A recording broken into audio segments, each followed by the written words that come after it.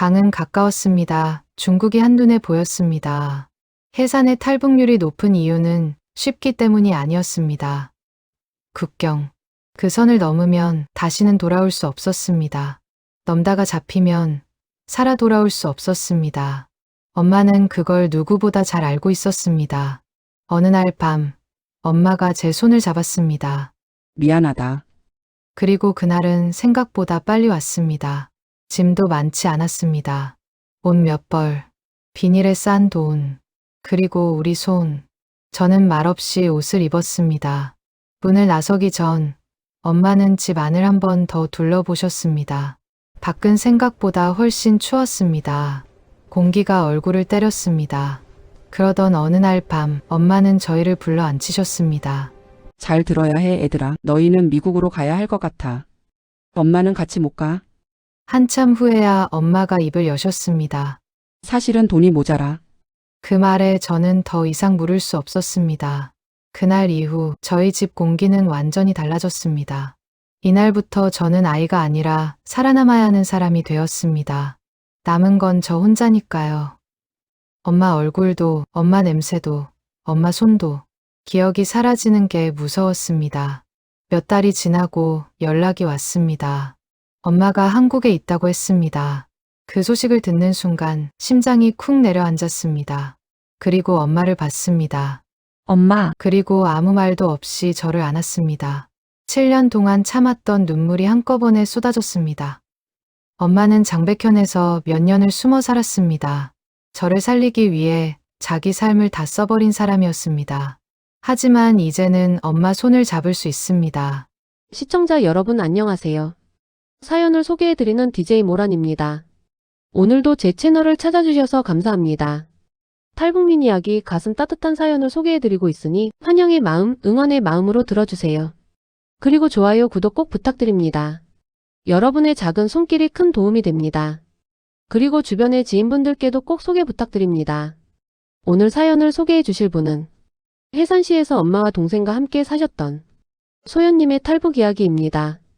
따뜻한 마음으로 경청 부탁드립니다. 그럼 지금부터 이야기 시작해 보겠습니다. 저는 북한 양강도 해산시에서 태어났습니다. 강 하나를 사이에 두고 중국이 보이는 곳이었습니다. 압록강 상류 국경 도시 해산을 사람들은 이렇게 불렀습니다. 해산, 거기 탈북률 전국 1등 아닌가? 어릴 때는 그 말이 무슨 뜻인지 몰랐습니다. 탈북률, 마치 시험 성적 같은 단어였습니다. 하지만 나이가 들면서 알게 됐습니다. 그건 숫자가 아니라 사람들이 견디다 떠난 흔적이라는 거요. 해산은 국경 도시였습니다. 그래서 다른 도시보다 물건이 많았습니다. 장마당에 가면 어디서 왔는지 모를 물건들이 깔려 있었습니다. 중국산 비누, 옥수수면, 소금, 쌀은 귀했습니다. 그것도 있을 때만 팔았습니다. 어른들은 출처를 묻지 않았습니다. 묻는 순간 물건도 사라지고 사람도 사라진다는 걸 다 알았기 때문입니다. 엄마는 장마당에서 생필품을 팔았습니다. 겉으로 보면 평범한 장사였습니다. 천 조각, 실, 바늘, 비누, 작은 물건들이었습니다. 하지만 해산에서 장사는 항상 선을 타는 일이었습니다. 어디까지가 괜찮고 어디부터가 위험한지 그 선은 매일 바뀌었습니다. 어제는 괜찮았던 물건이 오늘은 안 될 수도 있었습니다. 어제는 안 잡혔던 사람이 오늘은 끌려갈 수도 있었습니다. 엄마는 늘 조심했습니다.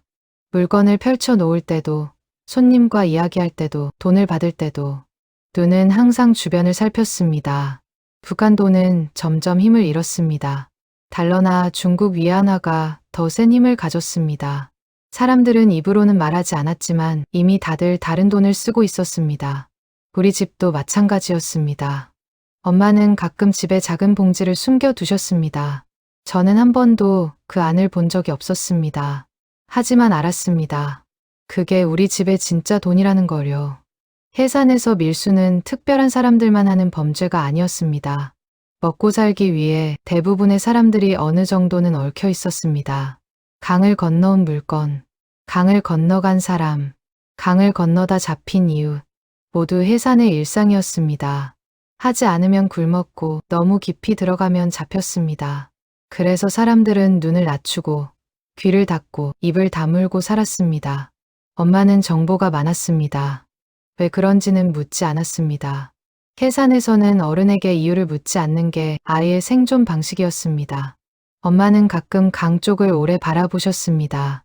장마당에서 돌아오는 길이나 저녁 식사를 준비하다 또 밤에 잠들기 전 엄마의 시선은 늘 강으로 향했습니다. 강이 많이 차갑겠지? 그 말을 들을 때마다 저는 이상하게 마음이 불편했습니다. 강은 당연히 차갑지 않나 싶기도 했지만 더 묻지는 않았습니다. 나중에 알게 됐습니다. 강을 따라 탈북하는 사람이 많다는 거요. 해산의 탈북률이 높은 이유는 쉽기 때문이 아니었습니다. 견디기 어려웠기 때문이었습니다. 강은 가까웠습니다. 중국이 한눈에 보였습니다. 하지만 그 사이에는 보이지 않는 선이 그어져 있었습니다. 국경. 그 선을 넘으면 다시는 돌아올 수 없었습니다. 넘다가 잡히면 살아 돌아올 수 없었습니다. 해산은 늘 움직이는 도시였습니다. 장마당은 아침 일찍부터 사람들로 붐볐습니다. 물건을 사러 온 사람, 물건을 팔러 온 사람, 그냥 구경하러 온 사람. 목소리가 뒤섞였습니다. 인민반 책임자는 하루에도 몇 번씩 동네를 돌았습니다. 목소리가 컸고 눈빛이 날카로웠습니다. 요즘 장사는 어떻소? 집에 이상한 사람은 없었어? 애들은 다 잘 나오? 질문은 늘 비슷했고 대답도 늘 같아야 했습니다. 그냥 그렇습니다. 별일 없습니다. 조금이라도 다르게 말하면 다음 날 또 찾아왔습니다. 인민반장은 꼼꼼하게 기록을 했습니다. 작은 공책에 뭔가를 적었습니다. 누가 무슨 말을 했는지, 누가 어디를 다녀왔는지, 누가 누구를 만났는지. 그 공책이 무서웠습니다. 저희 집은 골목 안쪽에 있었습니다. 벽은 시멘트였지만 창문은 없었습니다. 비닐로 막아놓았습니다. 겨울이면 바람이 그대로 들어왔습니다. 엄마는 문틈에 신문지를 구겨 넣었습니다. 밤이 되면 해산은 갑자기 조용해졌습니다. 낮에는 붐비던 골목이 해만 지면 텅 비었습니다. 불은 하나둘 꺼졌고 문은 안에서 잠겼습니다. 겨울 아침은 특히 힘들었습니다. 물동이에 얼음이 얼어 있었습니다.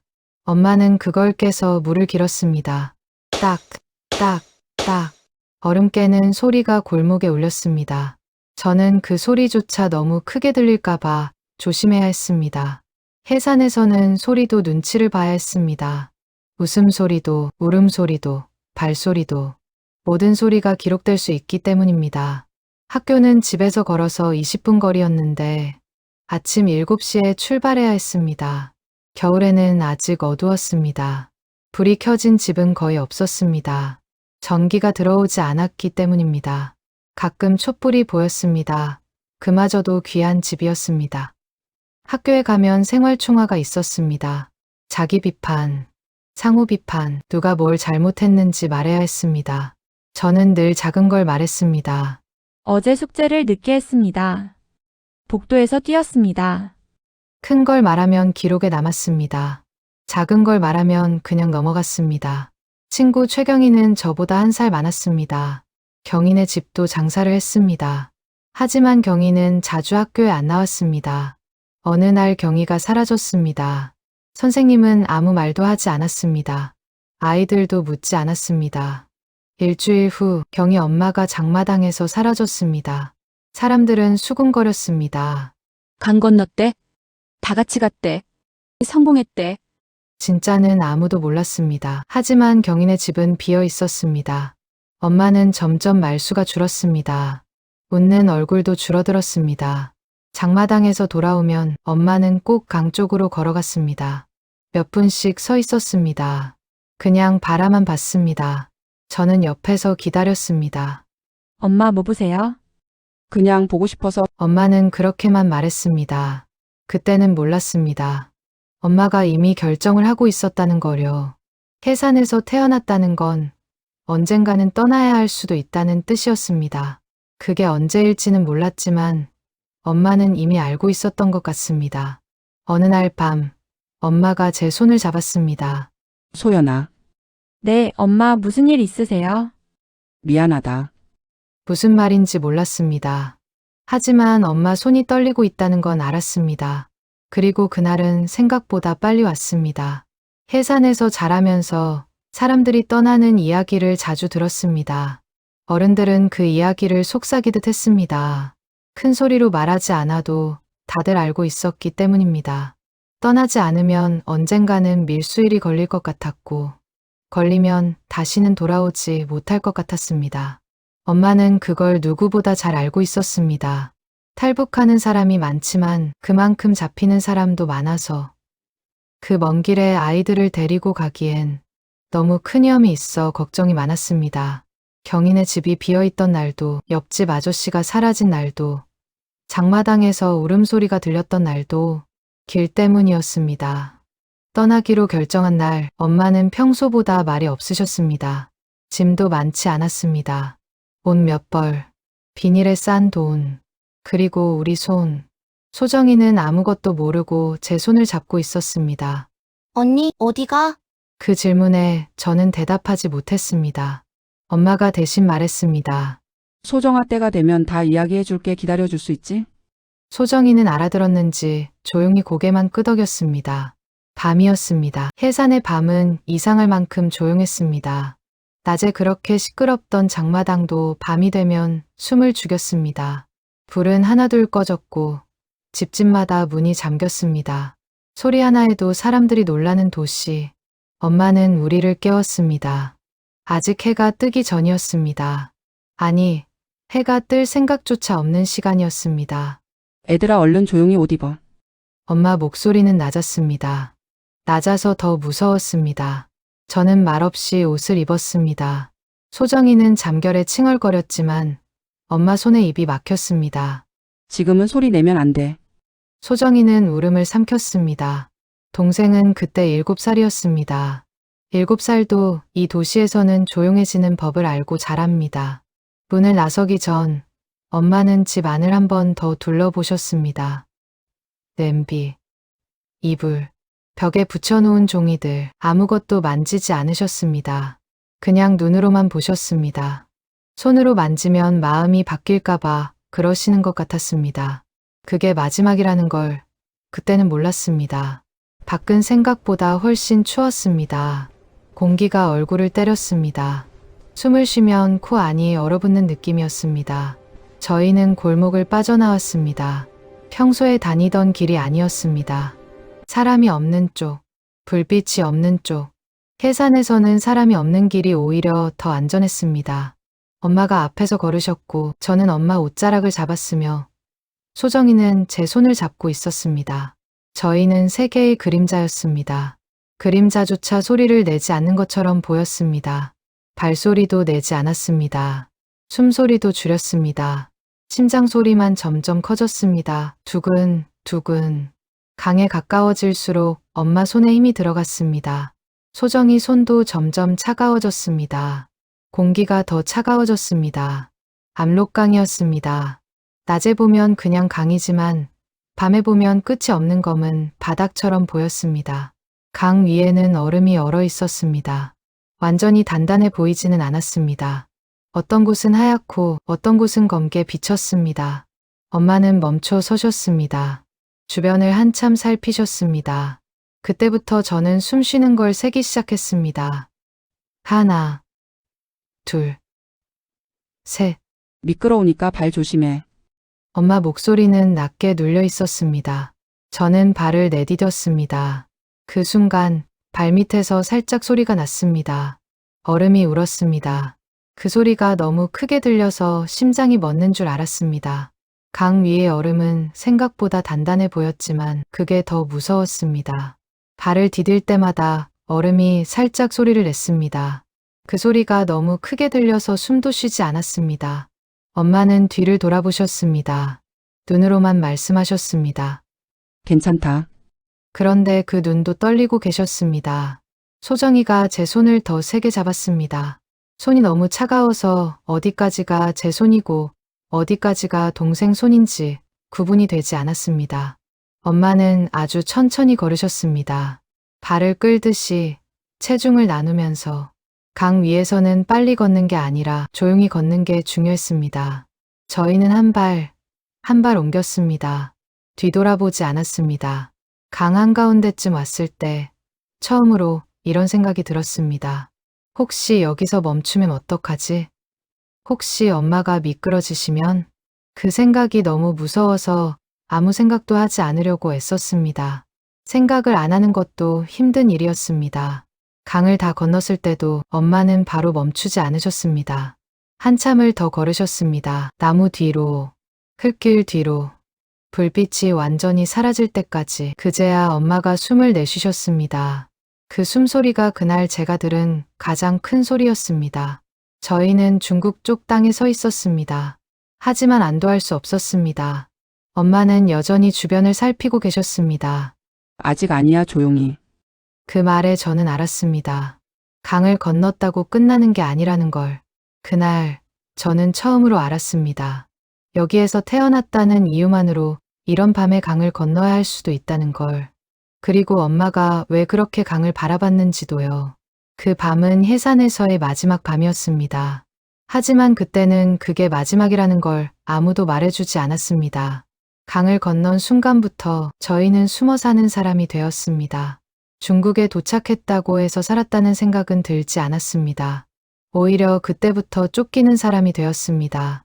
장백현, 해상과 너무 가까운 곳이었습니다.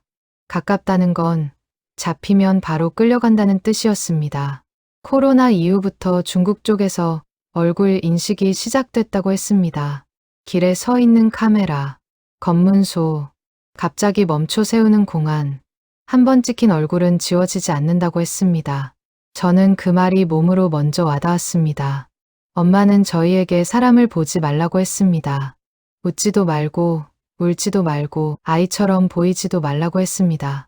고개 숙이고 다녀. 절대 눈 마주치면 안 돼. 12살인 제가 사람이 아닌 그림자처럼 살아야 했습니다. 밖에 나갈 때마다 심장이 먼저 뛰었습니다.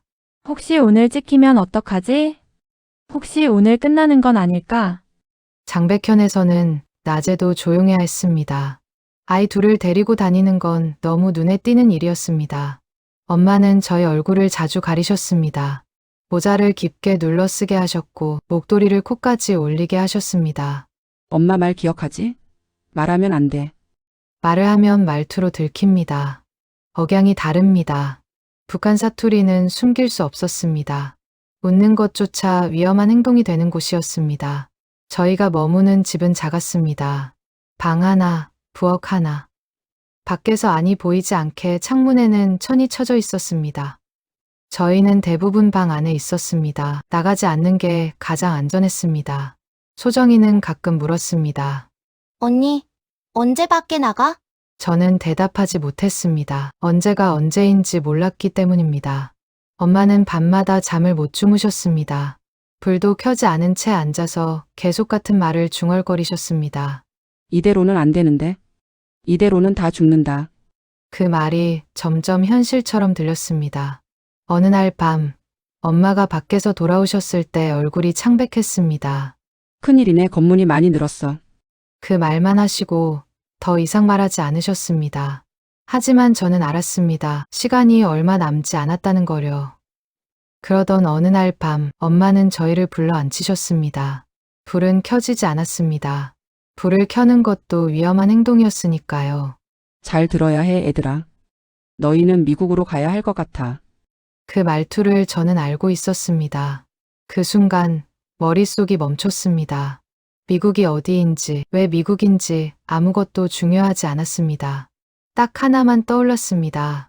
그럼 엄마는요? 엄마는 제 눈을 보지 않으셨습니다. 엄마는 같이 못 가. 그 말은 차갑게 떨어졌습니다. 동생이 울부짖었습니다. 싫어. 엄마랑 갈 거야. 7살 아이의 울음소리는 집안이 떠나갈 듯 들렸습니다. 저는 울지 않았습니다. 제가 울면 엄마도 동생도 더 무너질 것 같았기 때문입니다. 지금은 조금 힘들지만 엄마도 곧 갈 거야. 해산에는 길이 많았습니다. 하지만 그 길은 가족을 온전히 데려가는 길이 아니었습니다. 누군가는 남아야 했고 누군가는 먼저 보내야 했습니다.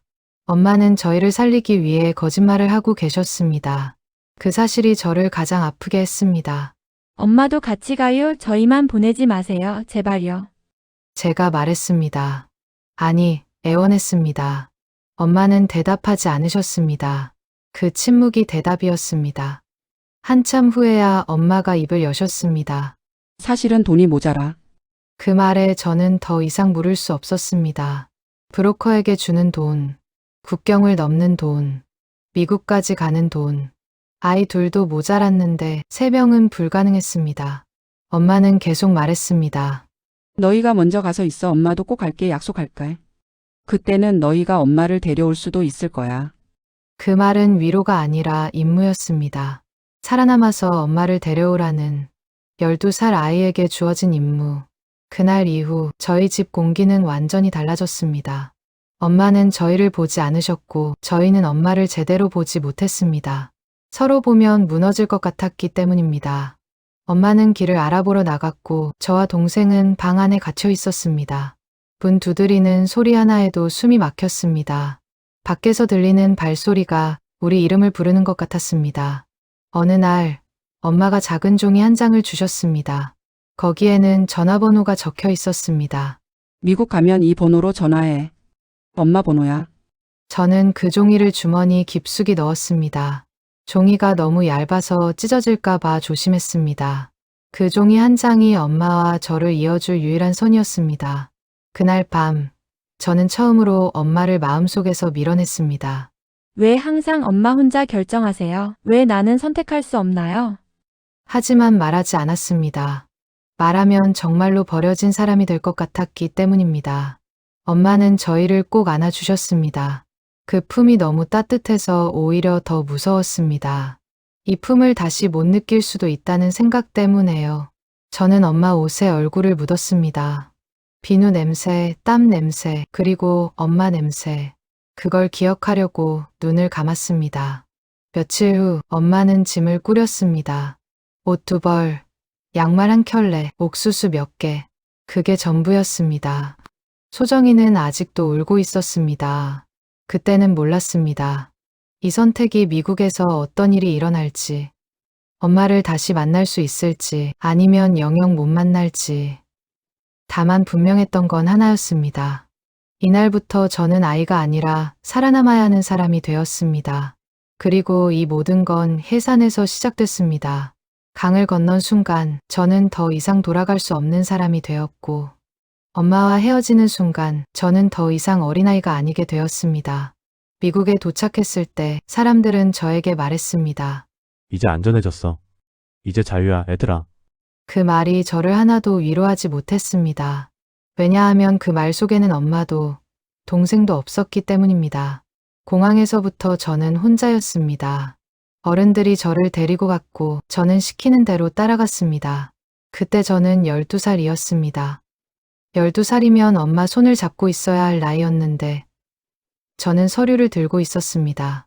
제 이름이 적힌 종이, 제가 이해하지 못하는 영어 문장들. 그 종이가 그날의 제 가족이었습니다. 처음 들어간 위탁가정은 겉보기에는 따뜻했습니다. 집은 넓었고 방도 있었고 밥도 잘 챙겨주셨습니다. 사람들은 친절했습니다. 하지만 저는 너무 불편했습니다. 식탁에 앉아 있으면 그 집 부모님과 그 집 딸이 웃으며 이야기했습니다. 저는 그 옆에서 숟가락만 들고 있었습니다. 무슨 이야기를 하는지 몰랐고 언제 웃어야 하는지도 몰랐습니다. 웃는 타이밍을 놓칠 때마다 제가 투명해지는 기분이 들었습니다. 중요한 이야기는 항상 통역 전화로 했습니다. 제가 한국말로 말하면 기계가 영어로 바꿔줬고 다시 영어가 한국말로 돌아왔습니다. 그 사이에서 제 감정은 사라졌습니다. 기계는 제 울음을 번역하지 못했습니다. 어느 날 저는 위탁 엄마에게 물었습니다. 저희 엄마는 언제 오세요? 통역 전화를 통해 그 질문이 전달됐습니다. 위탁 엄마는 잠시 말이 없었습니다. 그러더니 이렇게 말했습니다. I don't know, sweetie. 기계가 번역했습니다. 모르겠어, 소연아. 그 말이 제 가슴에 박혔습니다. 밤이 되면 이불을 뒤집어 쓰고 울었습니다. 소리를 내면 안 된다고 생각했습니다. 여기는 제 집이 아니니까요. 그렇게 울다가 엄마 생각이 나면 숨이 막혔습니다. 엄마는 지금 어디에 있을까? 나를 생각하고 있을까? 그 질문을 매일 했습니다. 답은 없었습니다. 그리고 더 아픈 일이 생겼습니다. 소정이도 제가 있는 곳으로 오게 될 줄 알았는데 우리는 서로 다른 곳으로 헤어졌습니다. 저는 소정이와 헤어지던 날이 생각이 났습니다. 언니, 같이 가. 나 무서워. 7살 아이가 저를 붙잡고 매달렸던 그날이요. 저는 아무 말도 못했습니다. 말하면 제가 먼저 울 것 같았기 때문입니다. 어른들은 금방 다시 볼 수 있어라고 말했습니다. 하지만 저는 그 말을 믿지 않았습니다. 금방이란 시간이 얼마나 긴 시간인지. 엄마도 곧 갈게라고 말했지만 아직도 오지 않았습니다. 엄마도 소정이도 너무 보고 싶었습니다. 저는 혼자 버티는 사람이 되었습니다. 엄마도 없고 동생도 없고 집도 없었습니다. 남은 건 저 혼자니까요. 12살에 저는 가족이 없는 아이가 되었습니다. 학교는 더 힘들었습니다. 말이 통하지 않았고 친구를 사귀는 방법도 몰랐습니다. 아이들은 저를 신기하게 보거나 아예 없는 사람처럼 대했습니다.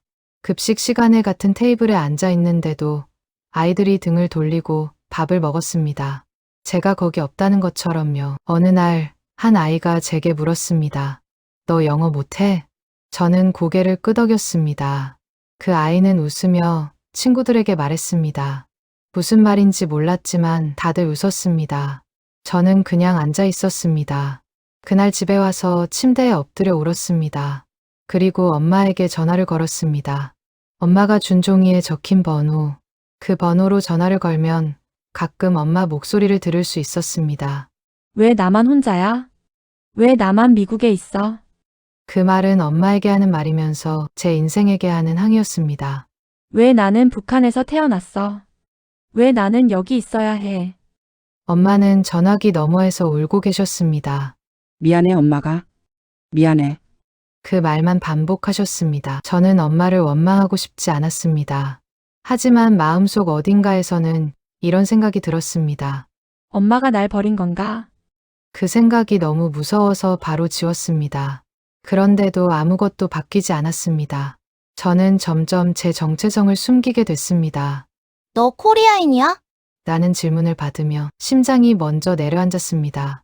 노스야? 사오스야? 그 질문 앞에서 저는 항상 거짓말을 했습니다.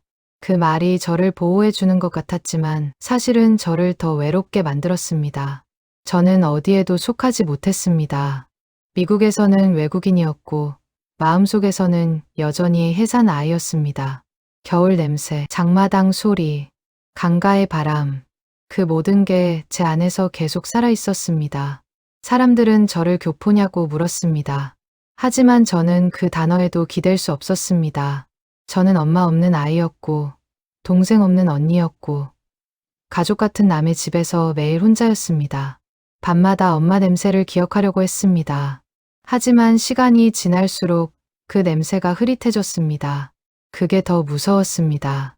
엄마를 잊어버리는 것보다 엄마 냄새를 잊어버리는 게 더 무서웠습니다. 그렇게 시간이 흘렀습니다. 울다가, 참다가, 또 울다가. 저는 한국어 억양이 점점 사라지고 영어 단어가 조금씩 늘었습니다. 저는 적응하고 있었습니다. 하지만 마음은 점점 무너지고 있었습니다. 어느 날 거울을 보다가 이런 생각이 들었습니다. 나는 누구지? 북한 아이도 아니고 미국 아이도 아니고 한국 아이도 아니었습니다. 그냥 떠도는 사람이었습니다. 집이 없는 사람, 가족이 없는 사람, 이름만 있는 사람. 그리고 저는 결심하게 됩니다. 이렇게 살면 끝이 없겠구나. 엄마를 직접 보지 않으면 이 외로움은 끝나지 않겠구나. 전화로 듣는 목소리로는 해결이 되지 않았습니다. 엄마 품이 필요했습니다. 엄마 손이 필요했습니다. 엄마가 필요했습니다. 그날 밤 저는 다짐했습니다. 언젠가는 엄마를 직접 만나겠다고. 그때까지는 버티겠다고. 12살 아이가 할 수 있는 유일한 다짐이었습니다. 그리고 그 다짐은 생각보다 오래 걸렸습니다. 시간이 지나면 사람은 익숙해진다고들 합니다. 저도 익숙해진 줄 알았습니다. 엄마 없는 삶에, 소정이 없는 하루에, 가족 같은 남의 집에. 하지만 그건 익숙해진 게 아니라 참는 법을 배운 거였습니다. 12살에 미국에 왔고 지금은 19살이 됐습니다. 7년이 지났습니다. 7년 동안 저는 학교에 다녔고 영어를 배웠고 친구도 몇 명 생겼습니다. 겉으로 보면 저는 적응했습니다. 하지만 속으로는 여전히 무너지고 있었습니다. 어느 날 문득 이렇게는 더 못 살겠다는 생각이 들었습니다. 잘 지내는 척은 할 수 있었지만 괜찮은 척은 더 이상 못하겠더라고요. 밤마다 엄마 목소리를 기억하려고 했습니다. 하지만 점점 희미해졌습니다. 엄마 얼굴도, 엄마 냄새도, 엄마 손도, 기억이 사라지는 게 무서웠습니다. 그때 동생이 한국에 오게 됐다는 소식을 들었습니다. 그 소식을 듣는 순간 심장이 쿵 내려앉았습니다. 그럼 엄마도? 그 질문이 입 밖으로 나오지 못하고 가슴 안에서만 맴돌았습니다. 하지만 엄마 소식은 없었습니다. 소정이만 한국으로 갔습니다. 우리는 브로커를 통해 엄마를 찾기 시작했습니다. 연락이 닿을 때까지 시간이 필요하다고 했습니다. 그 기다리는 시간 동안 제 마음은 계속 흔들렸습니다. 혹시 엄마가 우리를 보고 싶다고 하지 않으면 어쩌지? 혹시 우리를 잊고 사시는 거면 어떻게 하지? 몇 달이 지나고 연락이 왔습니다. 엄마가 한국에 있다고 했습니다. 그 말을 듣는 순간 눈물이 먼저 나왔습니다. 울면서도 웃었습니다. 엄마가 살아있구나. 그 생각만으로 가슴이 터질 것 같았습니다. 저는 한국행 비행기를 탔습니다. 7해 만에 엄마를 만나러 가는 길이었습니다. 비행기 안에서 저는 계속 생각했습니다. 엄마는 어떤 모습일까? 나를 알아볼까? 나는 뭐라고 말해야 할까? 손에는 땀이 났고 심장은 계속 빨리 뛰었습니다. 공항에 도착했고 저는 약속 장소로 갔습니다. 사람들이 많았습니다. 그 속에서 저는 가만히 서 있었습니다. 그리고 엄마를 봤습니다. 엄마, 목이 메어 목소리가 잘 나오지 않았습니다. 엄마, 그 순간 다리가 풀리는 느낌이 들었습니다. 제가 기억하던 엄마보다 훨씬 작아 보였습니다. 몸도 마르고 걸음도 느렸습니다. 엄마를 보는 순간 12살이었던 제가 한꺼번에 올라왔습니다. 엄마, 용기 내서 힘을 주어 불러보았습니다. 사람들 시선 같은 건 보이지도 않았습니다. 엄마는 저를 보자마자 멈췄습니다. 그리고 아무 말도 없이 저를 안았습니다. 그 품은 제가 기억하던 것보다 훨씬 말라 있었습니다. 그 순간 저는 알았습니다. 엄마는 그동안 멈춰 있었던 게 아니라 혼자서 다 견디고 있었던 거라는 걸. 우리는 한참을 그렇게 서 있었습니다. 말은 나오지 않았고 눈물만 나왔습니다. 엄마 품에서 저는 계속 울었습니다. 7년 동안 참았던 눈물이 한꺼번에 쏟아졌습니다. 엄마 얼굴을 보며 처음 든 생각은 원망이 아니었습니다. 엄마도 많이 늙었구나. 그 생각이 저를 무너뜨렸습니다. 엄마 손을 잡았습니다. 그 손은 거칠었고 주름이 많았습니다. 12살 때 잡았던 손보다 훨씬 작고 약해 보였습니다. 그날 엄마는 말해 주었습니다. 왜 오지 못했는지, 왜 기다릴 수밖에 없었는지. 돈, 신분, 코로나, 비자. 그 모든 말이 핑계처럼 들렸던 이유는 제가 너무 어렸기 때문이라는 것도 그제야 알았습니다. 엄마는 장백현에서 몇 년을 숨어 살았습니다. 얼굴이 찍힐까봐 밖에 나가지 못했습니다. 돈을 모으려고 공장에서 일했습니다. 하루 12시간씩 일해도 한 달에 받는 돈은 얼마 되지 않았습니다. 그 돈을 모아서 브로커에게 줬습니다. 한국으로 가는 길을 찾기 위해 엄마는 말했습니다. 엄마는 죽어도 된다고 생각했어. 엄만 너희만 잘 살면 돼. 그거 하나면 돼. 그 말을 듣는 순간 저는 숨이 막혔습니다. 눈물이 하염없이 흘렀고 가슴이 미어졌습니다. 엄마는 저를 버린 게 아니었습니다. 저를 살리기 위해 자기 삶을 다 써버린 사람이었습니다. 그래도 제 상처가 한 번에 사라지지는 않았습니다. 7년 동안 혼자였던 시간, 통역 전화로만 엄마를 만났던 시간, 학교에서 투명인간처럼 살았던 시간, 그 모든 게 쉽게 지워지지 않았습니다. 하지만 방향은 바뀌었습니다. 왜 그랬어요? 에서 엄마는 어떻게 버텼어요? 로 소정이도 왔습니다. 셋이서 한자리에 모였습니다. 소정이는 저를 보자마자 울었습니다. 엄마도 저도, 소정이도 그렇게 셋이서 한참을 울었습니다. 우리는 아직 회복 중입니다. 미국에서의 외로움, 따돌림, 통역기 너머로 살던 말들, 그 모든 게 제 안에 남아 있습니다. 소정이도 자기만의 상처가 있습니다. 엄마도 혼자 버텼던 시간이 있습니다.